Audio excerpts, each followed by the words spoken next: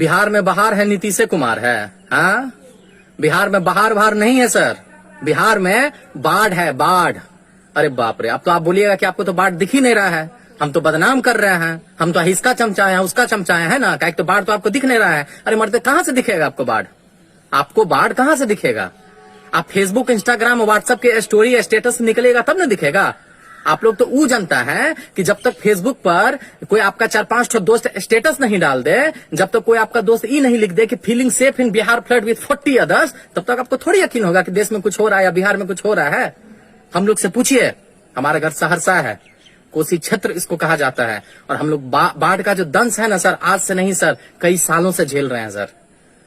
आज क्या है सर, इतना हंगामा मचा हुआ है ना कि लॉकडाउन हो गया 1 महीना 1.5 महीना, तो आप लोग का ऊपर नीचे नानी याद आ गई आप लोगों की सर। हम लोग से पूछिए ना सर, हम मेरा उम्र हो रहा है ना 30 साल से, 30 साल में हर 3 महीना 4 महीना हम लोग ऐसे ही लॉकडाउन झेलते हैं। बाढ़ आ जाता है, सारा संपर्क टूट जाता है सर, टापू बन जाते हैं, श्रीलंका, कोलंबो बन के रह जाता है सर हमारा कोसी क्षेत्र। और सिर्फ कोसी क्षेत्र की बात नहीं है सर, आंकड़ों पे अगर आप जाइएगा ना तो बिहार का 76% आबादी जो होता है, 100 में 76 आदमी जो है ना, वो बाढ़ प्रभावित इलाके में रहता है सर। ये हम नहीं कह रहे हैं, गूगल, विकिपीडिया में जाके पढ़ लीजिएगा आप सर। और एक छोटा सा अगर आप देखिएगा, एवरेज अगर आप निकालिएगा तो 1980 से लेके 2020 तक जो बाढ़ आया है ना, उसमें हर साल 300 लोगों की मौत हुई है। जी, हर साल 300 लोगों की मौत हुई है। सबसे भयानक बाढ़ कब आया था? 1987 में आया था कि 1400 लोग मर गए थे सर। एक आदमी आपके परिवार में मर जाता है ना सर, कोई गांव समाज में मर जाता है ना, किसी का मर्डर हो जाता है ना सर, तो कितना हंगामा मच जाता है, कितना दर्द होता है सर। समझिए 1400 परिवार मर गया था सर 1987 में सर। 2007 में जो बाढ़ आया था ना सर, उसमें 1287 लोग मर गए थे सर।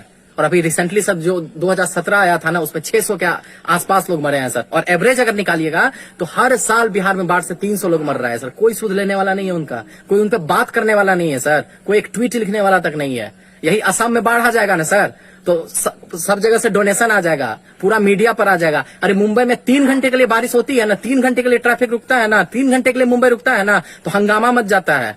हमारे बिहार का क्या है सर?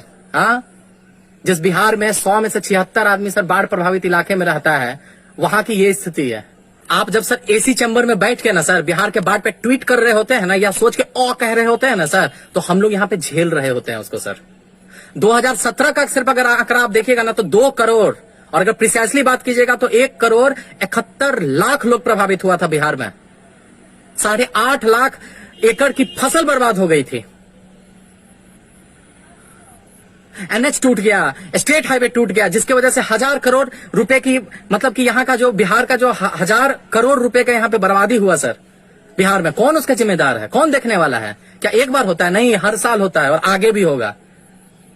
और उसके लिए जिम्मेदार हम हैं, क्या कि हम सरकार से सवाल नहीं उठाए, हम अपने प्रधानमंत्री से सवाल नहीं उठाए।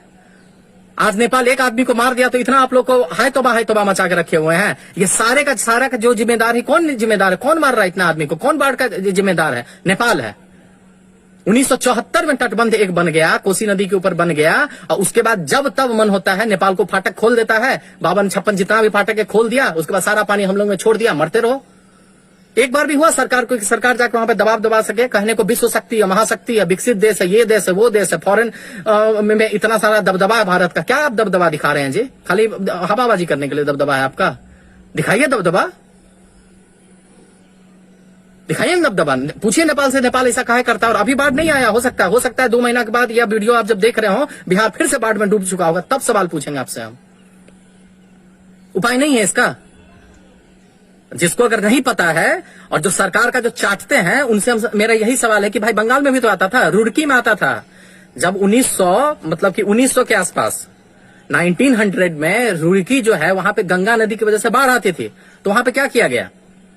वहां पे एक कनाल बनाया गया, यानी कि नहर बनाया गया। उस नहर का नाम है रुड़की आगरा नहर। तो आगरा में सुखाड़ होता था, रुड़की में बाढ़ आता था, तो एक कनाल बना दिया गया। तो यहाँ पे जितना पानी जमा होता था उसको सीधा आगरा दे दिया गया। आगरा भी खुश, रुड़की भी डूबना बंद हो गया, सही चीज हो गया। दूसरा एग्जांपल है दामोदर वैली प्रोजेक्ट जो है। दामोदर नदी की वजह से हर साल तबाही वहां पे होती थी। तो उस समय के जो प्रधानमंत्री थे नेहरू जी, वो क्या किए कि यूएस तक की बात चला गया। यूएस से वहां पे सर्वेयर आए, साइंटिस्ट आए, वहां से इंजीनियर आए, और इंजीनियर आके दामोदर वैली प्रोजेक्ट को बना दिया। बहुत बड़ा प्रोजेक्ट था। इसी तरह अगर सरकार चाहती है तो कोसी नदी के ऊपर जो है, कोसी नदी से रिलेटेड जो उसका क्षेत्र है, वहां पे अगर 100 के आसपास भी नहर अगर बन गया होता ना, अगर थोड़ा थोड़ा दूर पे अगर 100 नहर भी बन गया होता जी, 100 ओनली 100 अगर बन गया होता ना, तो ये समस्या बहुत पहले खत्म हो चुकी होती। लेकिन नहीं है ना, हम तो सवाल ही नहीं करेंगे, हम तो सरकार से सवाल ही नहीं करेंगे ना। वो तो हमको जाति बोलेगा कि तुम ज्यादा भूमियार है, दलित है, ब्राह्मण है, ही है, हऊ कर दिया, बस हम लोग खुश हो गए। हमको तो वोट उसी पे जीते देना है। एक सर्जिकल अटैक हो गया, पूरा देशभक्ति हम जग गया। सरकार के आंकड़ों का तो पिछले साल पे हम नहीं जाएंगे ना, कि क्या किया है सरकार, क्या वादा किया और कुछ नहीं किया, उस पर हम लोग नहीं जाएंगे ना। तो करते रहिए ऐसा ही और डूबते रहेगा बिहार। जब तक हर एक बिहारी नहीं जगेगा ना, तब तक यही स्थिति होगी बिहार की। और ये मत आप सोचिए कि आप मगध में है ना तो आप सुरक्षित है।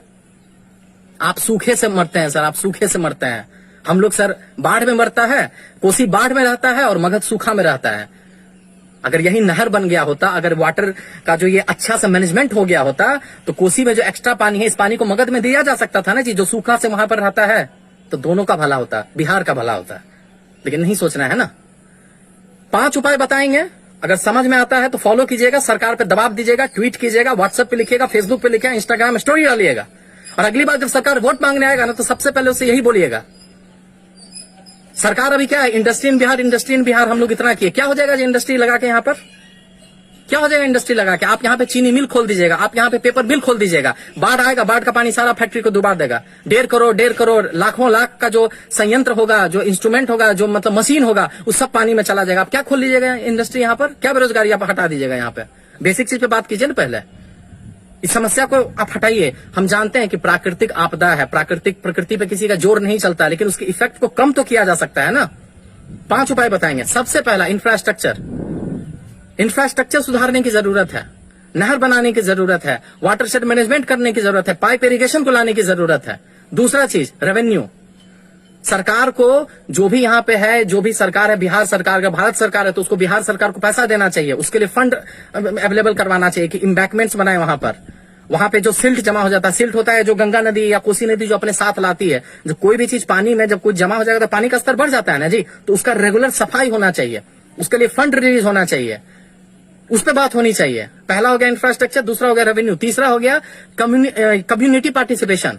कि अगर सहरसा है, हम लोग 10 को 15 लोग मिलकर एक दल बनाए ऐसा, जो कि आपस में ही काम बांटे, कि हमारी जिम्मेदारी है ना ये। तो ऐसा दल होना चाहिए जो फटाक से हम लोग जो विधायक जी के पीछे आगे पीछे छुट भैया नेता बन के चलने लगते हैं, दल बनाने लगते हैं, वो सब करने का जरूरत नहीं है। उससे पहले ये कीजिए कि अपने क्षेत्र को, अपने घर को कैसे आप सुरक्षित कर सकते हैं।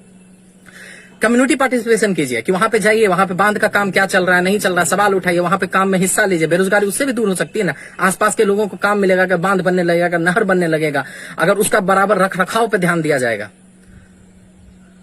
तो उस पर बात ही नहीं कीजिएगा। चौथा चीज है rise in awareness of voters. ये जो वोटर्स जो आ जाते हैं, लालू जी आते हैं, माई समीकरण पे वोट ले लेते हैं, नीतीश जी आते हैं, लालू जी का डर दिखा के ले लेते हैं, जगन्नाथ मिश्रा अलग राजनीति कर दिए, कर्पूरी ठाकुर अलग राजनीति कर दिया। अब इससे ऊपर उठने की जरूरत है, अब इससे ऊपर उठने की जरूरत है।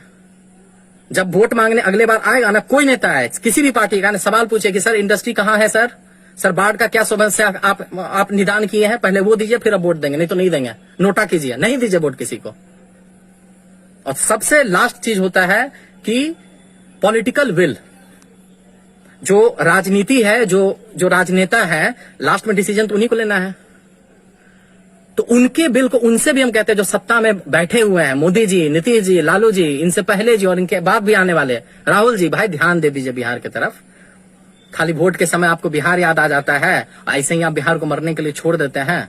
सोचिए, अगर एक तरफ अगर कोसी पे अगर आप अच्छे से परियोजना बना देते हैं, अगर आप नहर बना देते हैं, बांध बना देते हैं, तो सिर्फ कोसी का ही नहीं सर, पूरे बिहार का विकास हो जाएगा। और कितना सर क्षति होता है सर, कितना जन धन का क्षति होता है, कितना लोग बर्बाद होता है, कितना घर तबाह होता है, कितना फसल तबाह होता है, कितना सड़क बर्बाद हो जाता है। आप सड़क बनाते हैं, बर्बाद हो जाता है।